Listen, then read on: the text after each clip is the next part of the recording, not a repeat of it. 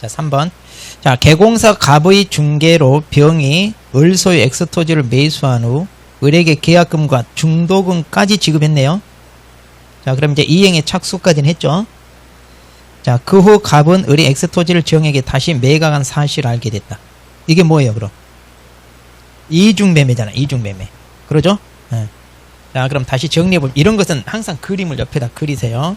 자, 그래서, 자, 병이 을 소유 토지를 매수했죠? 자, 그럼 을 소유 토지를 병이 매수했는데, 을이 다시 또 누구에게? 정에게, 자, 이중매매했다는 걸 했어요. 자, 그런데 여기 이제 계약금하고 뭐예요? 중도금까지 줬어요. 자, 그럼 보겠습니다. 정이 을, 병 사이 매매 계약이 있음을 미리 알았다는 사실만으로도 을, 정 사이 매매 계약은 무효가 된다. 그런데 우리 이중매매에서 뭐라고 그랬어요, 이거? 일단 이중매매는 유효죠. 그러니까 이제 이거 실은 반대하는 학자도 있습니다. 이중매매가 이 사람 권리를 침해한 건데 왜 이걸 인정해 줄 거냐 이건데, 근데 우리는 매매는 뭐 사적 자치다 보니까 얼마든지 이런 계약 자체는 유효다 이렇게 인정해 줘요. 그러니까 이 사람 정이 알았든 몰랐든 유효로 합니다. 유효. 그래서 무효가 된다 그게 아니라 뭐다? 유효. 특별한 사정이 없는 한 을은 병으로부터 받은 계약금 배액과 중도금을 반환하고 병과 매매 계약을 해지할 수 있다. 그런데 자, 이렇게 중도금까지 지불된 상태에서는 계약 해지해 못해. 당연히 못하죠. 우리가 계약금만 지불된 상태에서는 배액을 상환하고 할 수 있는데 이행에 착수한 다음에는 안 되죠. 그 다음 틱은 특별한 사정이 없는 한 병과 정 중에 소유권 이전 등기를 먼저 하는 자가 소유자가 된다. 기억나나요? 자, 그래서 둘 중에 먼저. 그러니까 계약은 어디까지나 사적 자치다 보니까 뭐든지 먼저 한 사람 이렇게 되는. 근데 이제 이거 반대하는 게 있어요. 꽤 그것도 지지자 세력이 많습니다. 학자들이. 그래서 이중매매는 아직도 논란이에요. 이거 아직도 이걸 인정 이렇게 해줘야 되느냐. 그렇잖아요. 신뢰관계를 저버리는데 왜 이걸 인정해 줄 거냐. 그런데 이제 민법은 사적 자치라고 하는 대원칙이 있다 보니까 그럼 그것을 여기만 예외로 둘 이유가 있냐. 막 이런 식으로 지금도 첨예하게 대립하고. 그러니까 이런 거는 솔직히 조금 논란이 있으니까 시험에 잘 안 나와요. 이런 거는. 학자가 이제 자기가 특별히 또 이래. 민법 교수가 출제하는데 자기가 주제하는 것을 알리고 싶다. 그런 문제를 내요. 그런데 여기는 그러지 않아요. 자, 4번 봅니다. X 대지에 Y 건물이 있고 X 대지와 Y 건물은 동일인 소유다. 개공사가 Y 건물에 대해서만 매매를 중개하면서 의뢰인에게 설명한 내용으로 옳은 것을 골라라 그랬네요. 자, 그러면 이제 이건 또 뭐냐 하면은 이제 법정지상권. 민법에서 이제 또 법정지상권 공부했죠? 겁먹지 말고 물어보면. 법정지상권이 중요하죠. 자, 우리가 지상권 뭐예요? 지상권이 남의 토지 사용할 수 있는 권리. 그러니까 토지가 필요한 사람이 자기는 토지가 없어. 그러니까 토지 소유자한테 당신 토지를 내가 좀 빌려서 쓰자 이거잖아요. 그게 지상권이잖아. 그럼 이제 빌려 쓰는 게 지상권도 있고 지역권도 있고 전세권도 있고 임대차도 있잖아요. 이게 다 빌려 쓰는 거잖아요. 근데 이제 지상권은 주로 뭐예요? 토지 건물 중에 토지만 아니면 건물도. 지가 뭐예요? 땅 지자. 그러니까 토지만. 전세권은 토지 건물 다 해. 토지만. 그렇죠. 여기 전세권은 토지 건물 다 되고. 임대차는 토지 건물 다 빌려 쓸 수 있잖아요. 지상권은 뭐예요? 토지만. 지역권은 땅 지자라니까. 토지만. 그래서 맹지가 도로로 못 나가니까 남의 토지 좀 걸어 다닐 게 빌려 쓰자 이거잖아요. 그러니까 지상권, 지역권은 뭐다? 토지만. 그래서 우리 법은 개념. 항상 개념을 정확히 알고 들어가야 돼. 자, 그래서 지상권과 지역권은 토지를 빌려 쓰는 거다. 그럼 이제 지상권 같은 경우는 이제 토지를 빌려야 되는데 얼마 빌릴 거냐? 이제 기간을 정해서. 그리고 사용료 얼마 주겠다. 지료라고 그러죠? 그걸 약정해서 지상권이 생기잖아요. 그러면 지상권 설정 계약이라고 그래, 이걸. 그래서 이제 지상권 설정자와 지상권자 사이에 계약을 통하여 지상권이 생긴다 그 말이에요. 그럼 여기서 지상권 설정자는 누구예요? 토지 소유자여 빌린 사람이.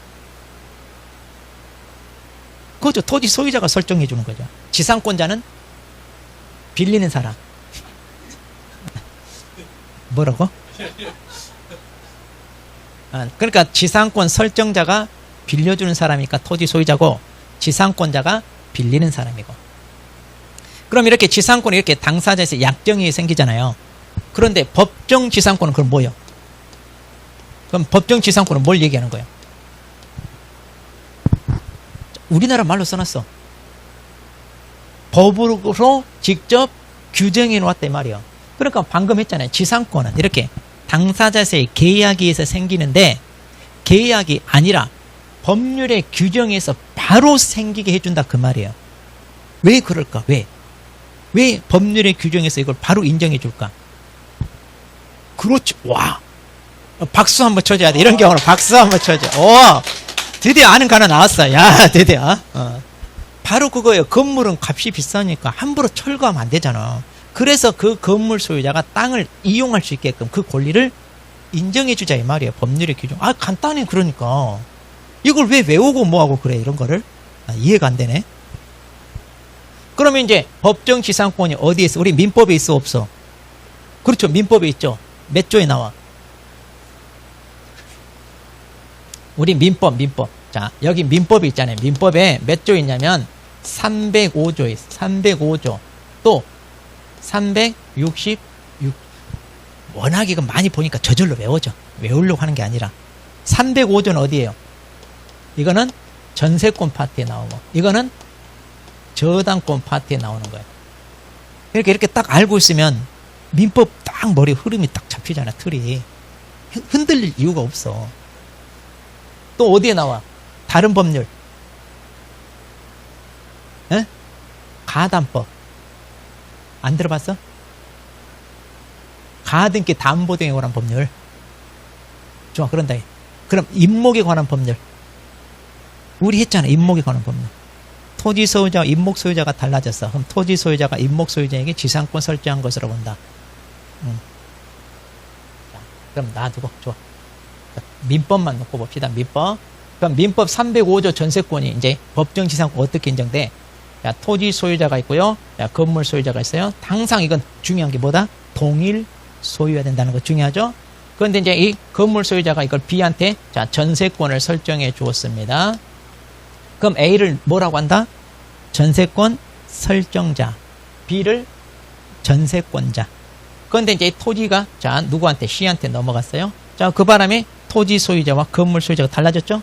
자, 그럼 이랬을 때 여기 305조에서 토지 소유자는 누구에게 지상권 설정한 것으로 본다. 이거 법조문. 전세권 설정자예요? 전세권자예요? 설정자. 확실해요? 오, 그렇죠. 그 법조문. 그래서 겁먹지 말라니까. 겁먹지 말라니까. 그래서 토지 소유자는 전세권 설정자에게 지상권 설정한 것. 이거 맨날 시험에 나오잖아. 여기 전세권자에게 이렇게 시험에 나오잖아.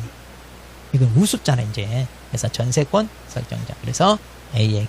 그래서 이거 민법 305. 이건 법조문 이것만 알면 끝나. 간단해. 자, 그래서 전세권 설정자에게 지상권 설정한 것으로 본다. 자, 그런데 이제 문제는 이게 이제 시험에 나오는 거예요. 그러니까 366조. 자, 토지와 건물 소유자가 자, 동일 소유입니다. 그런데 토지나 건물 둘 중에 하나에 자, 이걸 저당권을 설정합니다. 돈을 빌려요. 그런데 돈을 못 갚아. 그럼 저당권자가 경매로 넘기죠. 자, 그럼 이제 경매로 넘깁니다. 자, 그래서 이제 B가 경락을 받았어요. 자, 그 바람에 이제 토지 소유자와 자, 이렇게 토지 소유자와 이제 건물 소유자가 달라지죠. 그럼 이제 토지 소유자는 건물 소유자에게 지상권 설정한 것으로 본다. 이게 이제 366조. 그럼 여기서 중요한 거. 저당권 설정 당시 어떻게 있어야 돼? 동일이냐 되고 또 그렇죠. 건물이 있어야 돼. 이거 중요한 거잖아요. 그런데 건물이 없다가 나중에 지어졌어. 그럼 법정시장 인정해줘 안 해줘? 왜 안 해줘? 그럼 그때 인정 안 한다는 말은 뭐예요? 건물 철거 대상이 된다는 얘기죠. 건물 철거 대상이 된다. 그 다음 나중에 이 건물이 자 무너지고 다시 지었어요. 증축했어요. 재축했어요. 개축했어요. 그래도 뭘 기준으로 한다? 구건물. 옛날 건물. 구건물 기준으로 한다. 그럼 건물이 무너졌다가 다시 지었어. 그래도 법정 지상권 인정하나요? 에? 인정해 안 해? 인정해야 해. 해주죠? 해주죠.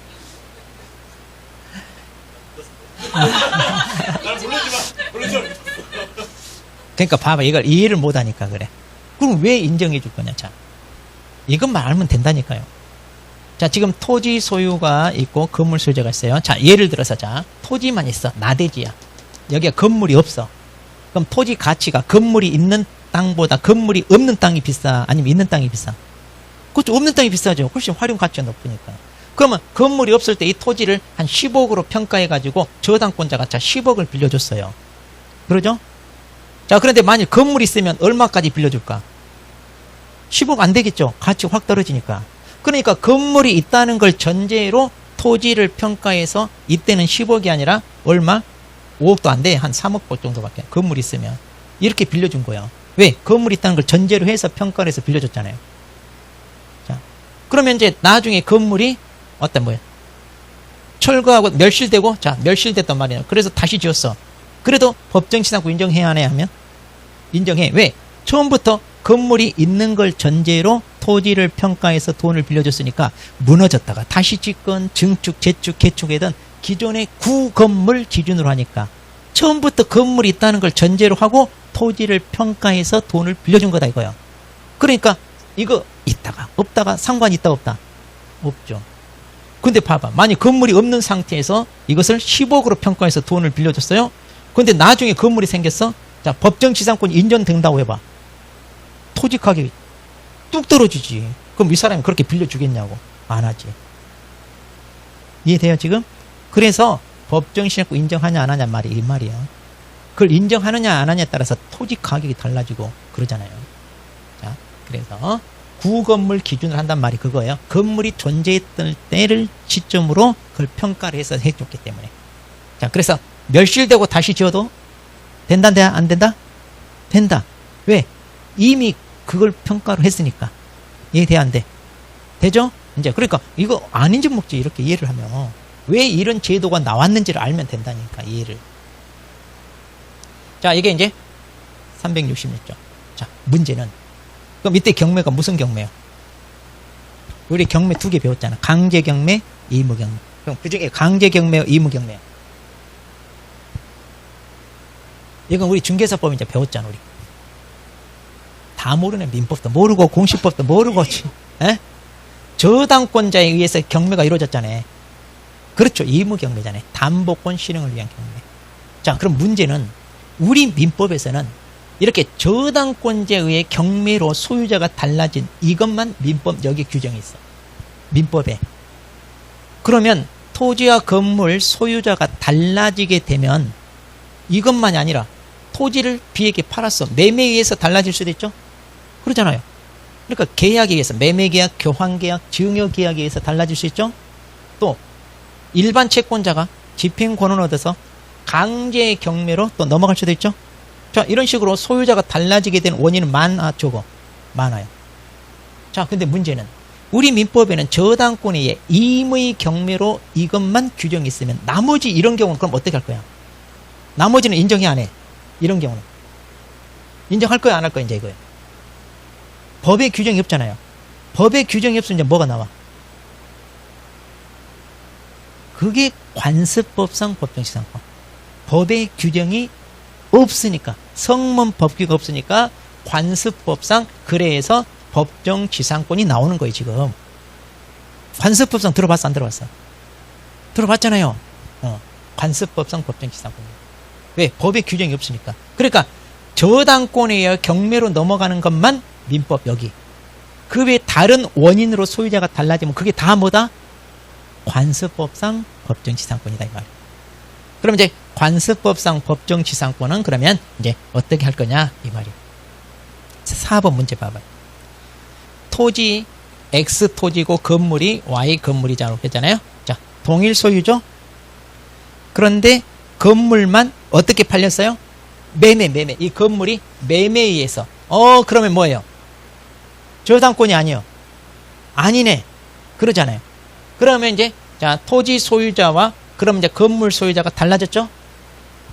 그럼 뭐예요, 이거? 그렇죠. 관습법상 법정지상권이 된대요. 매매잖아요, 매매. 이걸 알아야 되죠. 자, 기억. Y 건물에 대한 철거 특약이 없는 경우, Y 건물이 건물세 요건을 갖추었다면 무허가 건물이라도 관습법상 법정지상권 인정된다 그런데, 자, 이때 건물은 무허가 이런 거 따져 안 따져? 안 따지죠. 우리 법정지상권에서는. 왜? 건물은 무허가도 뭐하든 한번 지으려면 비용이 많이 들어가니까. 건물이 있는 땅이냐 아니냐 그것만 따지지 무허가냐 이런 건 안 따져요. 그러니까 무허가 건물도 인정돼야 안 돼, 법정지상. 되잖아요. 그런데 관습법상 법정지상권은 중요한 조건이 하나가 돼서 뭐가 있다? 철거 특약이 없어야 된다는 거예요. 철거 특약이. 왜냐면 여기는 다 사적 자치잖아요, 민법은. 그러니까 철거 특약이 있으면 인정 안 하죠. 자, 그러면 철거 특약이 없다면 관습법상 법정지상 인정된다 안 된다? 된다 이 말이에요. 인정된다. 철거 특약이 없으니까.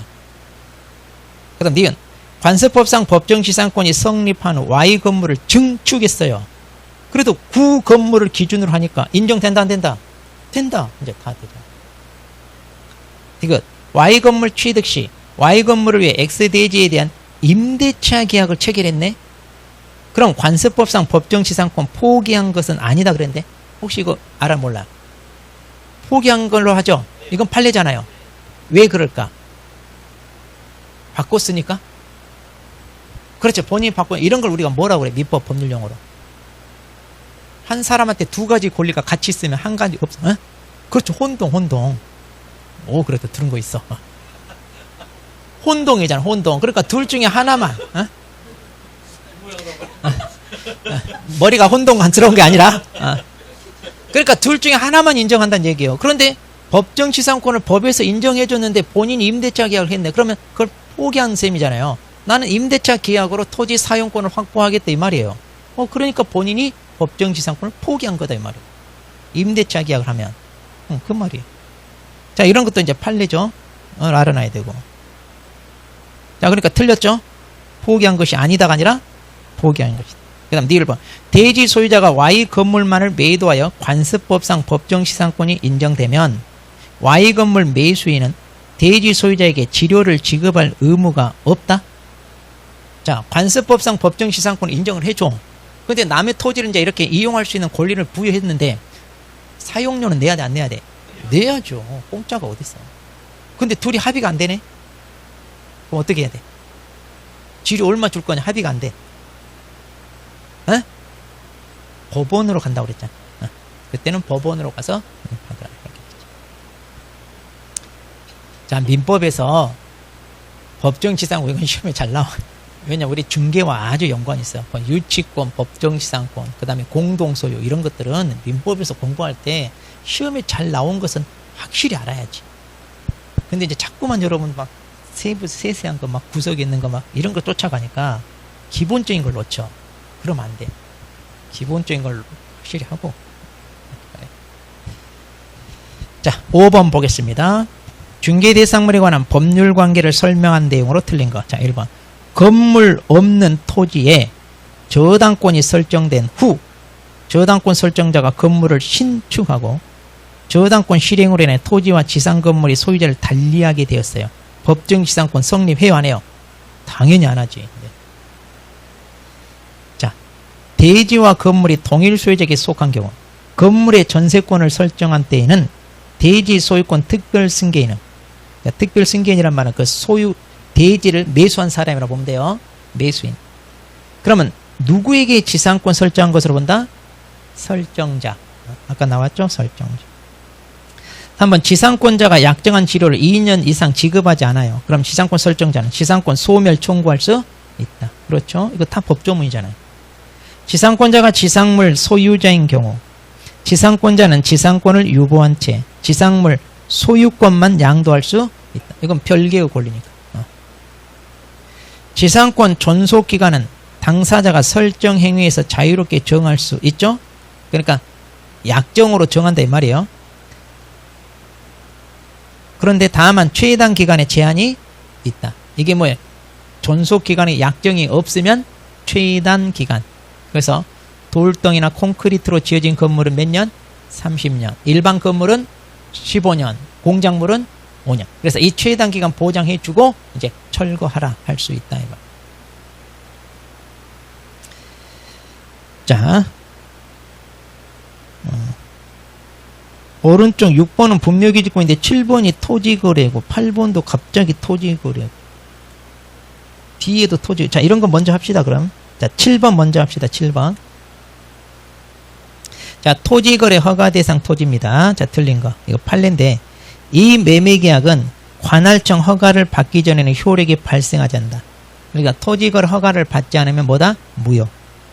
관할청 허가가 있기 전에는 매수인은 그 계약 내용에 따른 대금 지급 의무가 없다. 그러니까 허가가 없으면 뭐다? 무효. 기억나요? 그래서 물권적, 채권적 효력이 다 없어요. 그러니까 효력이 없으니까 뭐요? 의무 이행 이런 거 한다 안 한다? 안 한다. 3번 허가 신청에 이르기 전에 매매계약을 일방적으로 초래합니다. 그럼 상대방이 일정한 손해액을 배상하기로 하는 약정은 그 효력이 없다가 아니라 있습니다. 자, 참고로 우리 72페이지 책에도 72페이지에 다 있어요. 이 판례 맨 위에 거기 72페이지 책에도 맨 위에 있습니다. 이 판례 가지고 문제 낸 거예요. 22회 때 이때 나오다가 한 번도 안 나오다가 34회 때 나왔어. 12년 만에. 근데 무시해. 자, 4번 매도인이 허가 신청 절차에 협력하지 않으면 매수인은 매도인에게 협력 의무 이행을 소로서 구할 수 있다. 예. 왜냐하면 서로 협조해야 되거든요. 공동으로 신청해야 되니까. 이 매매계약은 당사자 쌍방이 허가 신청을 하지 아니하고 의사표시를 명백히 하면 그때는 뭐다? 무효. 할 생각이 없잖아요. 네. 자, 8번 문제 보겠습니다. 틀린 거. 자, 정상적으로는 허가를 받을 수 없는 계약을 허가를 받을 수 있도록 계약서를 허위로 작성한 경우 그 계약은 무효. 당연한 얘기고. 유동적 무효 상태. 그러니까 허가 받을 때까지는 유동적 무효. 그럼 허가구역 지정이 근데 해제됐네? 그럼 더 이상 허가 받는 거 아니죠? 그러니까 뭐예요? 유효가 되죠. 그냥 유효. 허가 받을 필요가 없으니까. 한번 유동적 무효 상태에 있는 매매계약에서 매도인은 계약금 배액을 상환하고 계약을 해지할 수 없다가 아니라 이건 있어요. 그러니까 이제 허가 받기로 했는데 나 그때까지 허가 안 받고 그냥 계약 파기하고 싶다. 그러면 계약금 계약에 따른 해제 이건 할 수 있어요. 자, 4번 쌍방이 허가 신청 협력 의무 이행 거지를 명백히 표시했다. 그럼 뭐다? 무효. 이런 건 확정적 무효. 자, 토지거래 허가 요건을 갖추지 못하였음에도 허가 요건을 갖춘 타인 명의로 매매계약을 체결한 경우에도 허가 없이 계약을 체결한 경우에 해당한다. 그렇죠? 벌써 딱 불법이죠. 이런 것들. 자, 페이지 넘겨서 자, 9번 틀린 거. 토지거래 허가구역 내 토지에 대하여 중간 생략 등기 합의로 전매된 경우 각각의 매매계약은 모두 확정적 무효이며 매수인은 각 매도인에게 협력 의무 이행 청구권도 없다. 그러니까 허가구역은 공법 영역이에요. 우리 민법에서 이렇게 미등기 전매했어요. 또는 중간 생략 등기라고 하는데 자, 그럼 이것은 유효 무효? 유효죠. 왜? 사적 자치 원칙에서 순차적으로 넘어가든 바로 어차피 넘어갈 때 유효. 대신 뭐다? 자, 그래서 유효. 대신 이제 위반으로 처벌하죠. 그래서 이렇게 중간 생략 등기한 사람은 처벌 어떻게? 이거 공시법에서 나오잖아. 등기법. 미등기 3년 이하의 징역 또는 1억 이하 벌금 해가지고 처벌이 무거워요. 3년 이하, 1억 이하. 그런데 토지거래 허가구역에서도 미등기 전매가 인정되냐? 이건 안 된다는 얘기예요. 공법 영역이니까 이건 안 된다. 자, 그 다음 매매계약 체결 당시 일정한 기간 안에 허가를 받기로 약정하였고 그 약정 기간에 허가를 받지 못한 경우라도 특별한 사정이 없는 한 곧바로 이 매매계약이 확정적으로 무효가 된다고 할 수 없다 그랬네요. 그러니까 이제 좀 사정을 따져본다 이런 얘기예요. 자, 허가 대상 토지 및 그 지상 건물을 일체로 매매하기로 했어요. 근데 토지거래 허가를 못 받았네? 그러면 건물만 이전 등기하는 것은 언제나 가능하다는데? 이거 아니죠. 특별한 사정이 있어야 유효로 합니다. 왜냐하면 건물만 이전하더라도 땅을 못 밟고 다니면 의미가 없잖아요. 그래서 그래요. 그래서 언제나 이런 말 나오면 틀리잖아. 4번 유동적 무효 상태에서는 매수인은 지급한 계약금을 부당이득을 이유로 반환 청구할 수 없다. 왜? 무효 상태니까 서로 계약에 따른 이행 의무가 있다 없다? 없다. 허가구역 지정 해제로 계약이 유효가 되었어요. 그 토지가 허가구역으로 재지정되었더라도 다시 허가받을 필요는 없다. 왜냐하면 이미 해제되면 이제 확정적 유효가 되죠. 그러니까 이제 이미 계약은 끝난 거니까 나중에 재지정했다고 해서 또 받을 필요는 없죠. 이제 판례가 좀 많이 나왔는데 굳이 안 봐도 돼요. 우리 책에도 있는 것만 보시면 책에도. 자, 10번 보겠습니다. 확인 설명 틀린 거. 자, 지적 공부와 등기부상 토지 지목이 달라. 아까 했죠. 등기부와 대장하고 소재지 지목 면적 이런 물적상이 서로 달라. 그럼 어디를 기준으로? 지적 공부 즉 대장. 물적상은 대장. 2번 건물 소유자. 건물 소유자는 건물과 법정지상권 중 건물만 처분하는 것도 가능하나요? 그렇죠. 그건 별개잖아요. 그 다음에 건물 소유를 목적으로 한 토지 임차인이 지상 건물에 대해 보존 등기를 하면 이게 뭐라고요? 혼동. 소유권과 임차권이 같이 있잖아요. 그럼 뭐가 삼켜요? 소유권이 임차권을 삼키는 거죠. 자, 그래서 임대차 효력이 제3자에 대해 임대차 효력이 생긴다 그랬는데 잠깐만. 지금 제가 잘못 읽었네. 방금 이렇게 이제 소유권을 취득하면 임차권자는 당연히 임차권이 없어지죠. 근데 여기는 지금 그게 아니라 건물 소유를 목적으로 토지 임차를 했죠. 그래서 이제 그 지상 건물에 대해 소유권 보존 등기를 하면 제3자에 대하여 임대차 효력이 생긴다 그랬죠. 자, 그래서 이것도 이제 그냥 법 조문 내용이잖아요.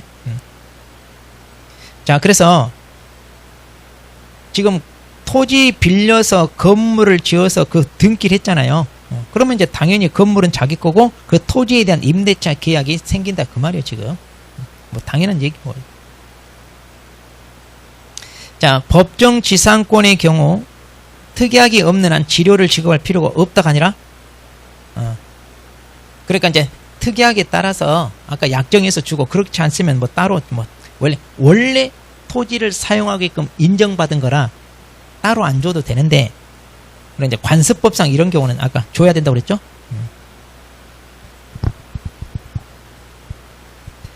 자, 그 다음에 토지의 저당권이 설정된 후 소유자가 그의 건물을 건축했네요. 그리고 경매로 소유자가 달라졌어요.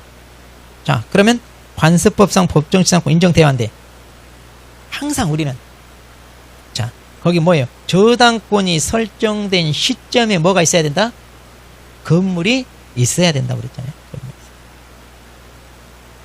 가장 중요한 조건이죠. 자, 그렇게 뭐 그렇게 신경 안 써도 돼, 이런 문제들. 자, 11번 보겠습니다. 자, 허가구역 내 토지 매매입니다. 자, 옳은 거.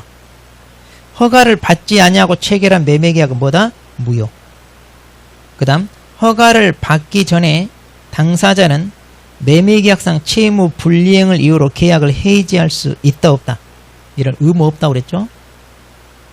매매계약이 확정적 무효의 일부 귀책사유가 있는 당사자도 계약 무효를 주장할 수 있나요? 그렇죠.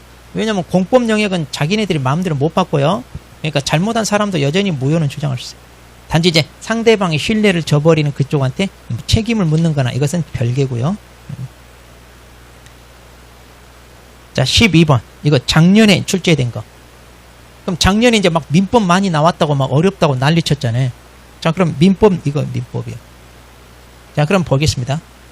X 토지를 공유로 취득하고자 하는 갑과 을이에요. 자, 갑과 을이 이제 공유로 합니다. 자, 그럼 아까 우리 공유했죠?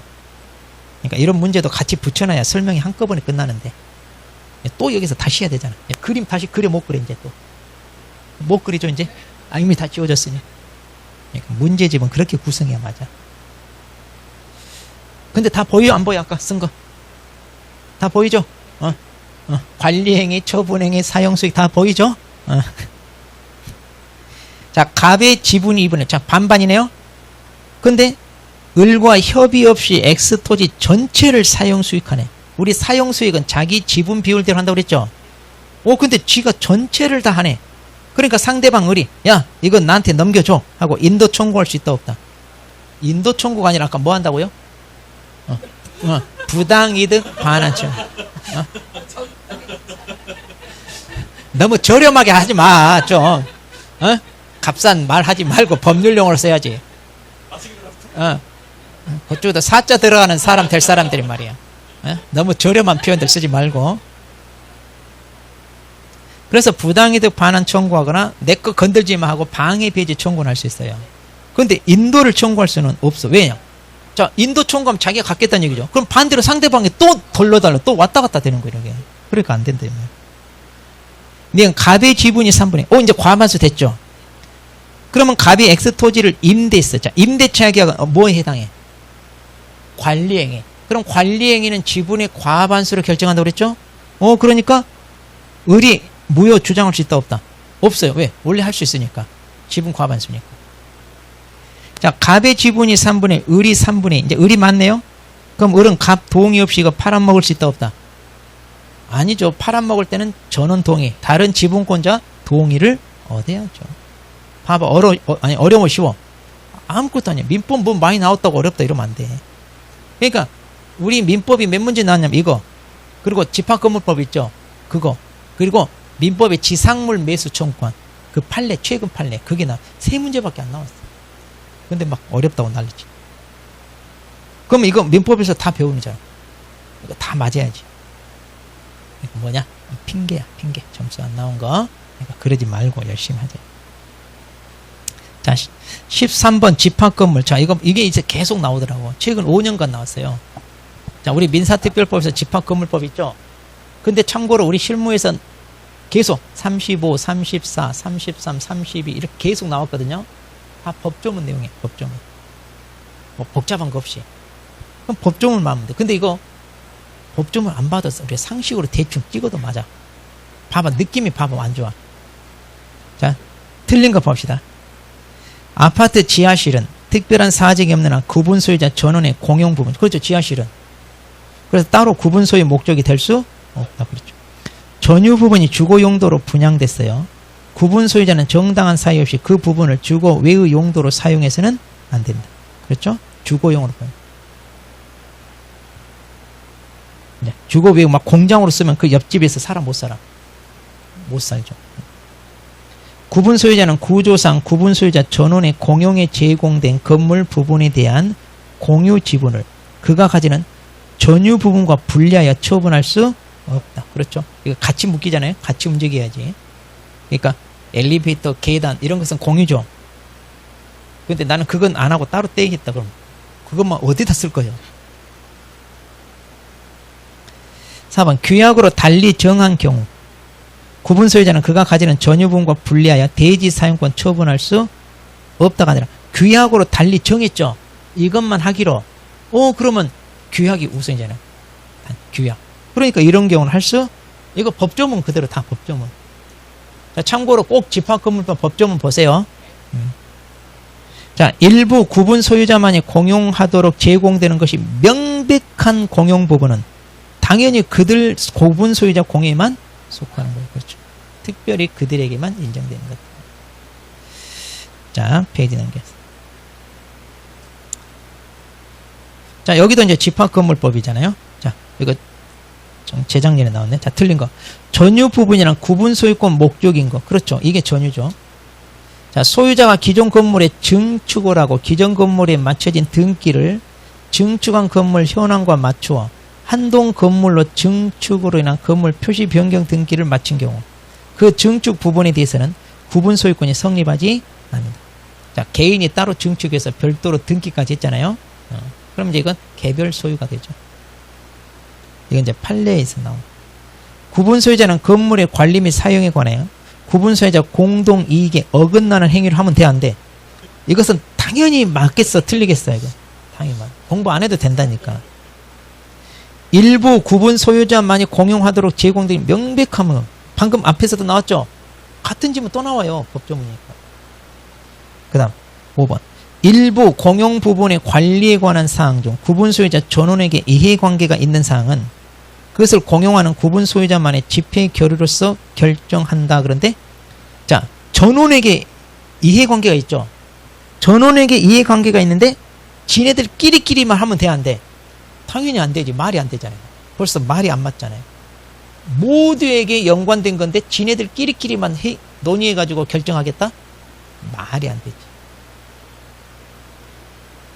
자, 15번은 안 봐도 돼요. 이건 전작이야.